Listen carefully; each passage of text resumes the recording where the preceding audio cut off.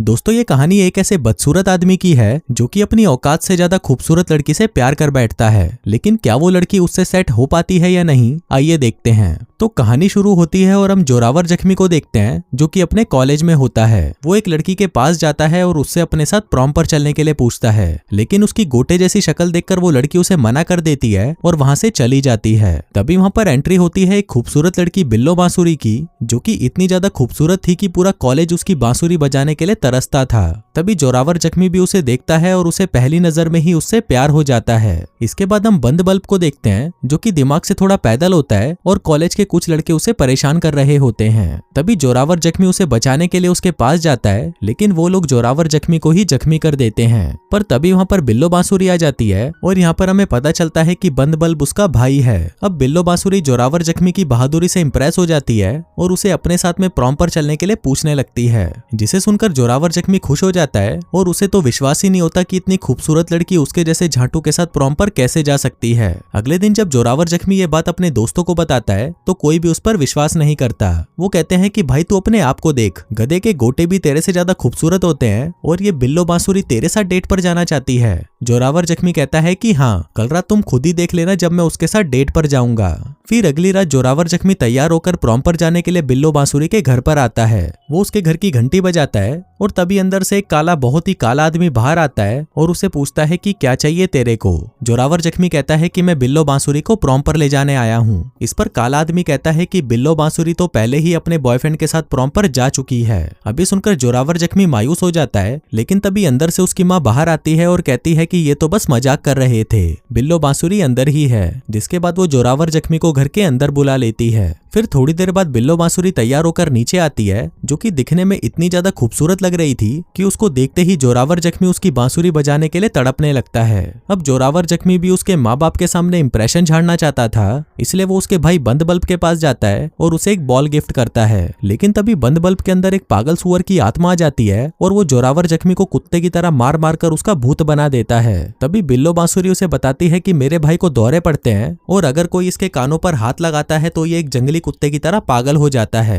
अब इसी दौरान बिल्लो बांसुरी की ड्रेस खराब हो जाती है तो वो ड्रेस चेंज करने के लिए अपनी मॉम के साथ रूम में चली जाती है। उधर जोरावर जख्मी को भी जोर का मूत लगा था तो वो मूतने के लिए बाथरूम में चला जाता है। वो वहां पर मूत ही रहा था कि तभी वो खिड़की के बाहर खड़े हुए दो कबूतरों को देखने लगता है, लेकिन तभी वो कबूतर उड़ जाते हैं और खिड़की के दूसरी तरफ बिल्लो बांसुरी होती है जो कि पूरी नंगी खड़ी थी। अब बिल्लो बांसुरी जोरावर जख्मी को देखकर सोचने लगती है कि शायद ये मेरी बेटी को देखकर अपनी हाथ गाड़ी चला रहा है, लेकिन जोरावर जख्मी कहता है कि ऐसा कुछ नहीं है। इसी दौरान जब वो अपनी पैंट की जिप बंद करने लगता है तो उसका नुन्नू उसकी जिप में फंस जाता है। वो जोर जोर से चिल्लाने लगता है और उसकी चिल्लाने की आवाज सुनकर सभी घर वाले टॉयलेट के बाहर आ जाते हैं। इसके बाद बिल्लो बांसुरी का बाप जोरावर जख्मी की मदद करने के लिए अंदर जाता है, लेकिन जब वो उसके सामान को देखता है तो वो भी हैरान हो जाता है कि इसने ये क्या कर दिया। इसके बाद वो बिल्लो बांसुरी की माँ को वहां बुलाता है। फिर जब वो उसके सामान को देखती है तो वो भी हैरान हो जाती है कि इसने इसको चैन में फंसाया कैसे।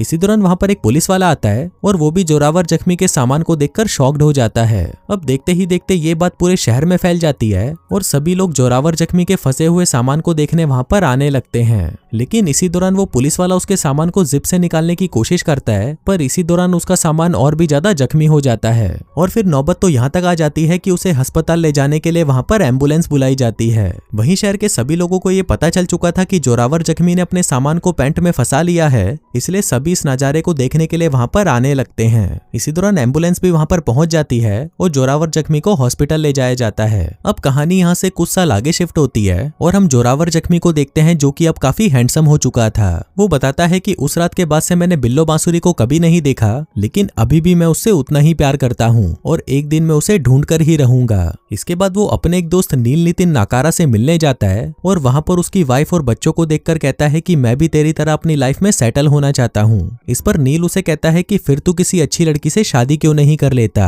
लेकिन इस पर जोरावर जख्मी उसे कहता है कि मैं बिल्लो बांसुरी से अभी भी बहुत प्यार करता हूँ और मुझे पता चला है कि वो अपनी फैमिली के साथ मायामी में शिफ्ट हो गई है, लेकिन मुझे ये कंफर्म नहीं है कि उसने अभी भी शादी करी है या नहीं। इस पर नील नितिन नाकारा उसे एक प्राइवेट डिटेक्टिव का नंबर देता है और कहता है कि ये आदमी तुम्हारे लिए बिल्लो बांसुरी का पता लगा सकता है। इसके बाद हम जोरावर जख्मी को देखते हैं जो कि उस प्राइवेट डिटेक्टिव से मिलने के लिए उसके ऑफिस जाता है और इस डिटेक्टिव का नाम होता है सोनू दिलबाग। अब सोनू दिलबाग उसका ये काम करने के लिए रेडी हो जाता है और वो बिल्लो बांसुरी का पता लगाने के लिए सीधा मायामी पहुंच जाता है। वहां पर पहुंचते ही सोनू दिलबाग बिल्लो बांसुरी के घर जाता है और उसके घर के बाहर से उस पर नजर रखने लगता है। इसके बाद हम वहां पर बिल्लो बांसुरी को देखते हैं जो कि अब पहले से भी ज्यादा मस्त हो चुकी थी और उसके बब्बे भी अब पहले से सॉलिड हो चुके थे। बिल्लो बांसुरी एक सर्जन बन चुकी थी और एक बूढ़ी औरत के साथ उसके अपार्टमेंट में रहती थी।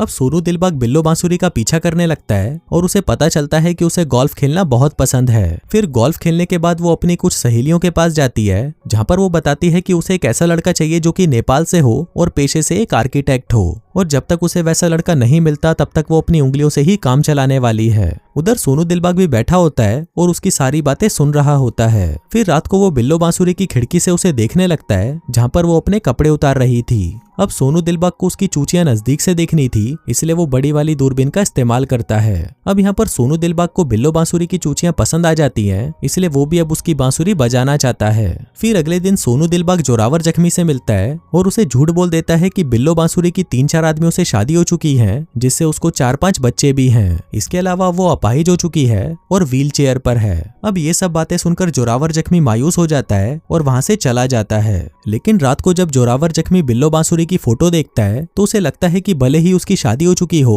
लेकिन वो उसका हालचाल पूछने के लिए उसके पास जरूर जाएगा। इसलिए अगले दिन वो सोनू दिलबाग के पास जाता है लेकिन यहाँ पर उसे पता चलता है कि सोनू दिलबाग भी अब मायामी शिफ्ट हो रहा है। जोरावर जख्मी उसे पूछता है कि तुम मायामी क्या करने जा रहे हो तो सोनू दिलबाग उसे कहता है कि उसे वहां पर एक जॉब का ऑफर मिला है। फिर जोरावर जख्मी उसे कहता है कि उसने इस बारे में काफी सोचा और उसे लगता है कि उसे बिल्लो बांसुरी के पास जाकर उससे बात करनी चाहिए। इसलिए वो सोनू दिलबाग से बिल्लो बांसुरी का एड्रेस मांगने लगता है। लेकिन सोनू दिलबाग उसे कहता है कि अभी तो बिल्लो बांसुरी जापान गई है और जैसे ही वो वहां से वापस आएगी मैं तुम्हें उसका एड्रेस भेज दूंगा। जो कहकर वो सीधा मायामी के लिए निकल जाता है। अब वहां पहुंचकर वो सीधा बिल्लो बांसुरी के पास जाता है और उसे बात करने की कोशिश करता है लेकिन बिल्लो बांसुरी उस जैसे चूतिये को कहाँ भाव देने वाली थी। इसलिए सोनू दिलबाग बातों ही बातों में उसे बताता है कि वो नेपाल से है और पेशे से एक आर्किटेक्ट है। अब ये जानते ही बिल्लो बांसुरी उससे इंप्रेस हो जाती है और उन दोनों के बीच में दोस्ती हो जाती है। फिर वो उसे अपने साथ डेट पर चलने के लिए पूछती है जिस पर सोनू दिलबाग भी उसे हाँ बोल देता है। फिर उसी रात सोनू दिलबाग बिल्लो बांसुरी के घर पर आता है लेकिन गेट पर उस बुढ़िया का कुत्ता था जो उस पर गुर्राने लगता है।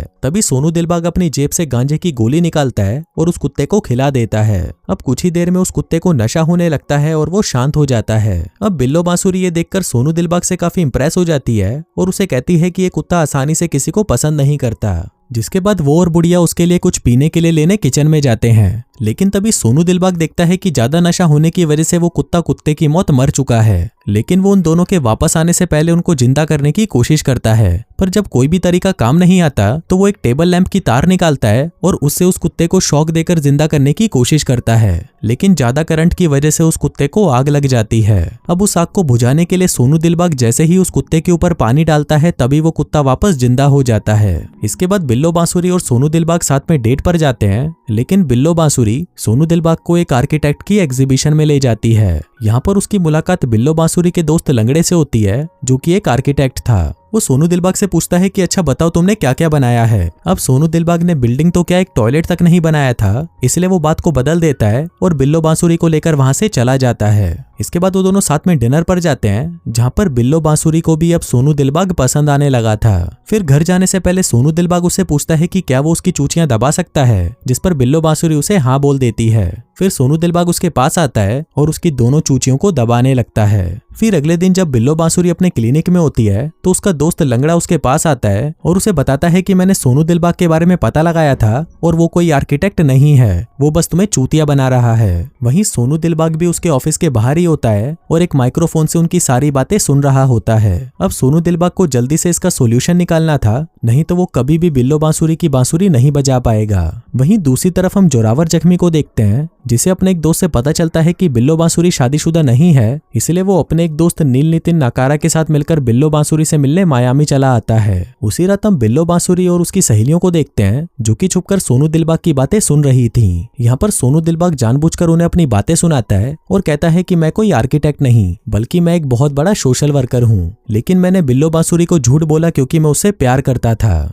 जिसके बाद वो बिल्लो बांसुरी को सब कुछ बताने उसके घर पर आता है, लेकिन बिल्लो बांसुरी उससे अब इतना इंप्रेस हो चुकी थी कि वो उस पर लपक कर उसे चूसने लग जाती है। अगले दिन जोरावर जख्मी भी मायामी पहुंच जाता है और जब वो वहां पर बिल्लो बांसुरी और सोनू दिलबाग को चुम्मा चाटी करते हुए देखता है तो वो उसे गालियां देने लगता है। इसी दौरान बिल्लो बांसुरी का भाई बंद बल्ब जोरावर जख्मी को देख लेता है, जिससे बिल्लो बांसुरी को भी पता चल जाता है कि जोरावर जख्मी यहाँ पर उससे मिलने आया है। अब यहाँ पर बिल्लो बांसुरी उसे देखकर खुश होती है क्योंकि अब वो पहले से भी ज्यादा हैंडसम हो चुका था। इसके बाद जोरावर जख्मी उसे अपने साथ डेट पर चलने के लिए पूछता है, जिस पर बिल्लो बांसुरी उसे हाँ कर देती है। फिर उसी रात लंगड़ा बिल्लो बांसुरी के पास आता है और उसे बताता है कि सोनू दिलबाग कोई सोशल वर्कर भी नहीं है, बल्कि वो एक क्रिमिनल है जिसने कई लोगों का मर्डर किया है। अब ये सुनकर बिल्लो बांसुरी शॉक्ड हो जाती है और वहीं बाहर सोनू दिलबाग भी उसकी बातें सुन रहा था और वो सोचने लगता है कि अब उसे इस लंगड़े का कुछ करना ही पड़ेगा। फिर जब लंगड़ा बिल्लो बांसुरी के घर से बाहर आता है तब सोनू दिलबाग देखता है कि ये साला लंगड़ा भी नहीं है और वो बस नाटक कर रहा है। उसी रात जोरावर जख्मी को बिल्लो बांसुरी के साथ डेट पर जाना था तो वो बहुत ज्यादा नर्वस था। तभी नील नितिन नाकारा उसे कहता है कि जाने से पहले तू अपनी हाथ गाड़ी चला ले, इससे तू थोड़ा रिलैक्स हो जाएगा। अब नील की बात सुनकर जोरावर जख्मी अपनी हाथ गाड़ी चलाने लगता है, लेकिन जैसे ही उसका माल छूटता है उसी समय बिल्लो बांसुरी भी घर पर आ जाती है। अब अपना माल साफ करने के लिए जोरावर जख्मी जैसे ही नीचे देखता है तो उसका माल वहां पर नहीं होता। जोरावर जख्मी को लगता है कि शायद उसका माल बाथरूम में ही गिरा होगा, इसलिए वो बिल्लो बांसुरी से मिलने के लिए दरवाजा खोलता है। पर इसी दौरान बिल्लो बांसुरी की नजर उसके कान पर पड़ती है जहाँ पर उसका माल चिपका हुआ था। अब उसे लगता है कि शायद ये हेयर जेल है तो वो उसे उतारकर अपने बालों में लगा लेती है। वहीं दूसरी तरफ हम सोनू दिलबाग को देखते हैं जो कि लंगड़े को दबोच लेता है और उसे पीटने लगता है। तभी वहां पर उसे पता चलता है कि ये तो साला कोई आर्किटेक्ट भी नहीं है बल्कि सिर्फ एक डिलीवरी बॉय है। लंगड़ा बताता है कि मैं बिल्लो बांसुरी से बहुत प्यार करता हूँ और जब से मैंने उसे देखा है मैंने हिला हिलाकर अपनी पूरी टंकी खाली कर दी है। वहीं दूसरी तरफ बिल्लो बांसुरी और जोरावर जख्मी साथ में डिनर पर जाते हैं जहाँ पर वो दोनों काफी इंजॉय करते हैं। फिर जोरावर जख्मी उसे बताता है कि वो एक राइटर है और अपनी एक बुक पर काम कर रहा है। उधर वो चूतिए भी उन दोनों की बातें सुन रहे होते हैं और उन्हें लगता है कि अब बिल्लो बांसुरी शायद जोरावर जख्मी को पसंद करने लगेगी। तभी सोनू दिलबाग को एक आइडिया आता है और वो नीचे से 2 गांजे की गोलियां बिल्लो बांसुरी के घर में फेंकता है, जहाँ पर वो बुढ़िया और उसका कुत्ता उस गोली को खा लेते हैं। इसके बाद बातों ही बातों में बिल्लो बांसुरी जोरावर जख्मी के साथ मजदूरी करने के लिए उसे अपने घर पर बुलाती है। फिर जब वो दोनों घर पहुंचते हैं तो वो देखते हैं कि बुढ़िया के अंदर खल्ली की पावर आ चुकी है और वो सोफे को एक हाथ से उठाकर सफाई कर रही है। तभी बिल्लो बांसुरी जोरावर जख्मी से कहती है कि तुम जाकर कुत्ते को देखो, कहीं वो टॉयलेट को गंदा ना कर दे। लेकिन जैसे ही जोरावर जख्मी उस कुत्ते को देखने के लिए वहां पर जाता है वो कुत्ता जोरावर जख्मी पर टूट पड़ता है, जिसके बाद उन दोनों के बीच में खतरनाक फाइट होने लगती है। अब इस फाइट में उस कुत्ते की सारी हड्डियां टूट जाती है, लेकिन जोरावर जख्मी और बिल्लो बांसुरी के बीच में और नजदीकियां बढ़ जाती हैं और अब वो दोनों अपना ज्यादातर टाइम साथ स्पेंड करने लगते हैं। अब उन दोनों के बीच में सब कुछ अच्छा ही चल रहा था, लेकिन एक दिन बिल्लो बांसुरी को एक लेटर मिलता है जिससे उसको पता चल जाता है कि जोरावर जख्मी ने ही सोनू दिलबाग को यहाँ पर उसकी जासूसी करने भेजा था। अब बिल्लो बांसुरी को लगता है कि सोनू दिलबाग ने उसे धोखा दिया है, इसलिए वो सोनू दिलबाग को वहां से चले जाने को कहती है और इन दोनों के बीच में जो कुछ भी था वो सब खत्म हो जाता है। फिर कुछ दिनों बाद जब बिल्लो बांसुरी अपने क्लिनिक पर आती है तभी वहां पर नील नितिन नाकारा भी आ जाता है जो उसे बताता है कि वो लेटर मैंने ही तुम्हें भेजा था। वो कहता है कि मैं तुमसे बहुत प्यार करता हूँ और तुम्हारे साथ मजदूरी करना चाहता हूँ, जिसके बाद वो बिल्लो बांसुरी पर टूट पड़ता है। लेकिन तभी वहां पर सोनू दिलबाग और लंगड़ा आ जाते हैं और नील नितिन नाकारा से उसको बचा लेते हैं। फिर कुछ देर बाद वहां पर जोरावर जख्मी आता है और वो नील नितिन से पूछता है कि तुम बिल्लो बांसुरी के पीछे क्यों पड़े हो, तुम्हारी तो इतनी सुंदर वाइफ और बच्चे हैं। इस पर नील नितिन उसे कहता है कि बिल्लो बांसुरी की चूचियां बहुत ही सॉलिड हैं और मैं उन्हीं चूचियों पर फिदा हूँ। अब सब एक एक करके बिल्लो बांसुरी को अपनी गर्लफ्रेंड बनने को कहते हैं, लेकिन बिल्लो बांसुरी सभी को मना कर देती है क्योंकि उन सभी ने उसे धोखे से पाने की कोशिश की थी। लेकिन तभी वहां पर जोरावर जख्मी एक आदमी को लेकर आता है जो कि बिल्लो बांसुरी का एक्स बॉयफ्रेंड था और वो भी उससे प्यार करता था, जिसके बाद वो उस आदमी को बिल्लो बांसुरी को सौंप देता है और रोता हुआ वहां से चला जाता है। अब वो वहां से जा ही रहा था कि तभी बिल्लो बांसुरी भागते हुए उसके पास आती है और कहती है कि मैं अभी भी तुमसे प्यार करती हूँ, जिसके बाद वो उसे किस करने लगती है। अब उन दोनों के बीच में सब कुछ ठीक हो जाता है और दोस्तों इसी के साथ ही ये कहानी यहीं खत्म हो जाती है।